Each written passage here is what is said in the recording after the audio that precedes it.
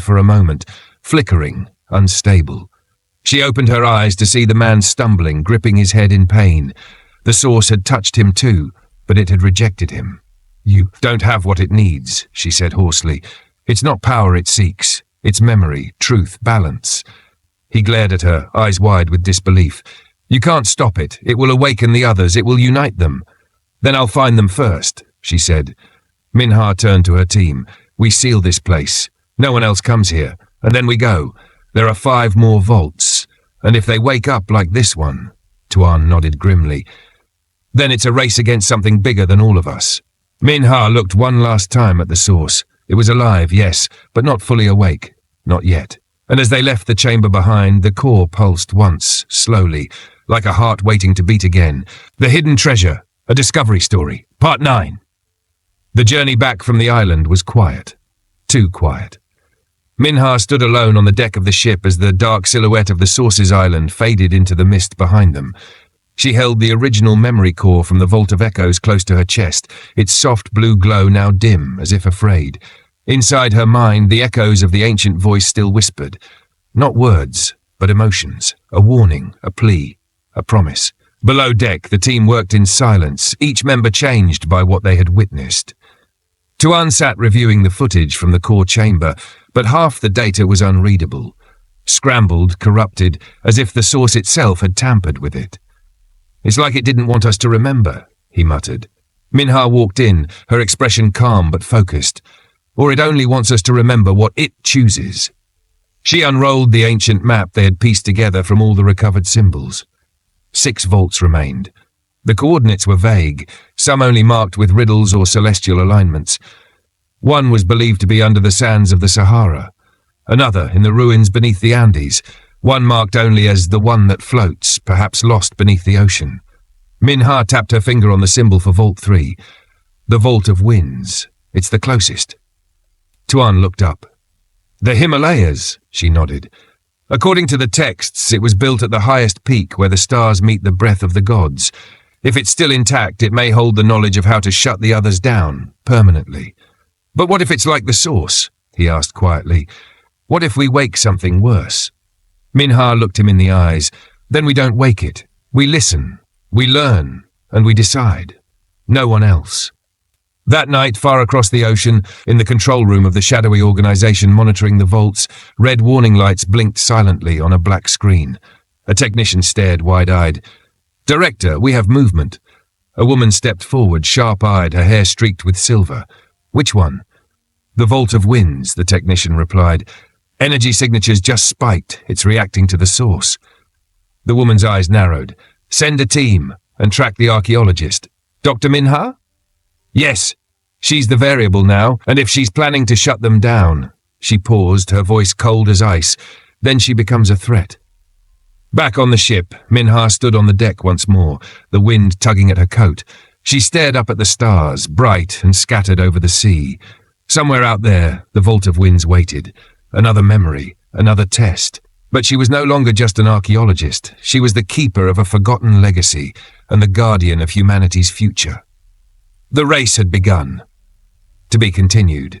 High above the earth, where the air thinned and the sky turned darker than blue, the Himalayas loomed like silent giants.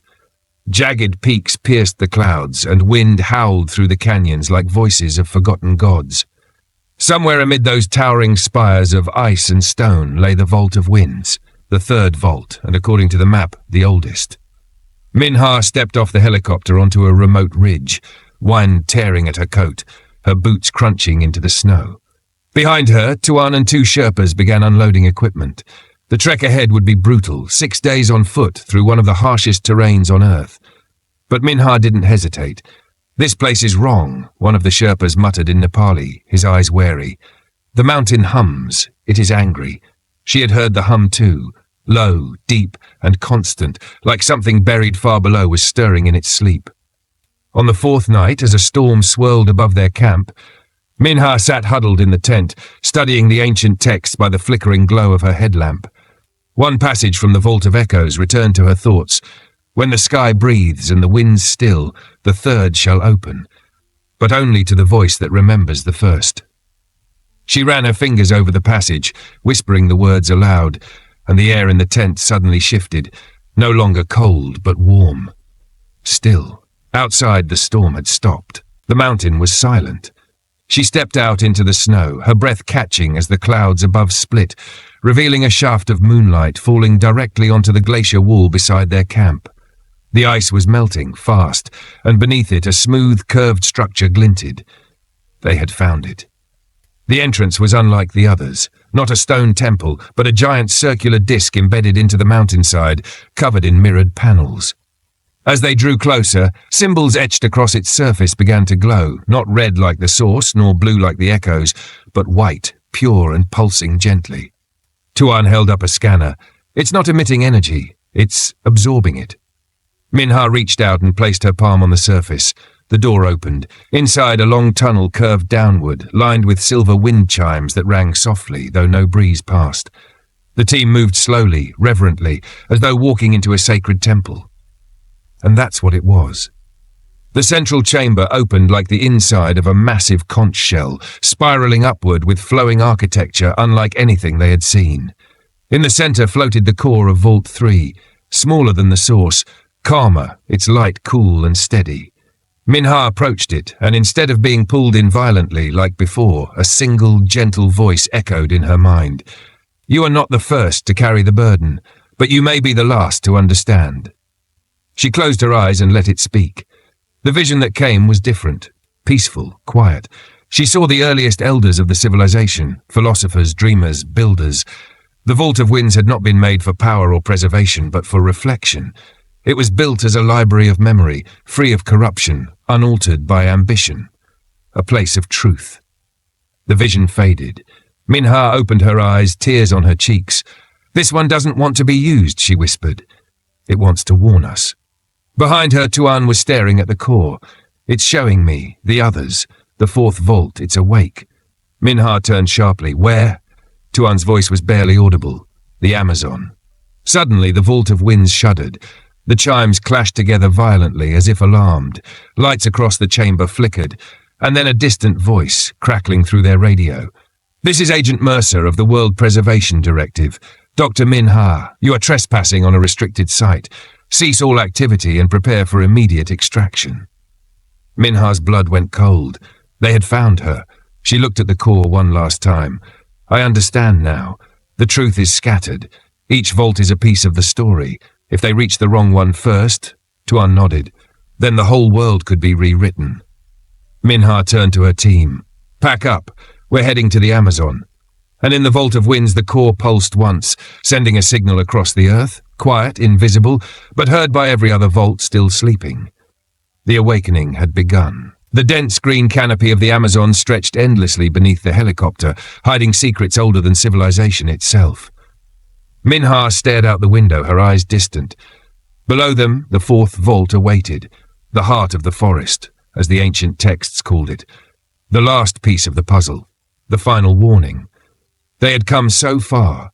From the depths of forgotten temples to the frozen breath of the Himalayas, Minha and her team had uncovered fragments of a lost world, one that had risen to impossible heights before vanishing into myth. But now the truth was undeniable. The vaults weren't just relics. They were choices. Each one held knowledge, memory, and consequence. Each one asked a question. Would humanity repeat the past, or rise beyond it? As they descended into the rainforest, Minha's communicator crackled with static. The voice of Agent Mercer came through, distorted but clear enough. Dr. Minha, this is your final warning. You're interfering with global stabilization protocols. Turn back. She switched off the radio. No more warnings, no more turning back. They reached the clearing. The ground trembled beneath their feet as the forest responded to the core beneath. Trees leaned inward. The air grew still, and then a massive stone lotus began to bloom from the earth, petals parting to reveal the glowing orb within, brilliant, golden, unlike any they had seen. Minha stepped forward, her hand hovered over the final core. She turned to Tuan and the others, her voice calm. This is it. Once I touch it, everything changes. Either we accept their mistakes, or we forge our own path. No one spoke. No one needed to. Minha closed her eyes and touched the light. There was no pain, no visions of destruction, only clarity. She saw all of it, the rise, the fall, the warnings, but deeper still she saw hope. The final message left by a dying people. We are not your gods, we are your shadow. Learn from us, be better than us. The light faded. Minha opened her eyes. The vaults had gone silent, not destroyed, not erased, simply resting, waiting for the right moment or the right hands. The race was over, not because it had been won, but because it had never been a race to begin with. It had been a test, and humanity still had time to choose. Years later, a quiet museum tucked in the heart of Hanoi displayed 7 sealed artifacts beneath glass. No power, no fanfare, just silent presence. A plaque read, "The Legacy of Echoes, a civilization lost, a warning found." Minha, older now, walked past schoolchildren gazing at the glowing symbols. She smiled not because of what was found, but because of what had been preserved. Not gold, not power, but the choice to listen and to remember. The end.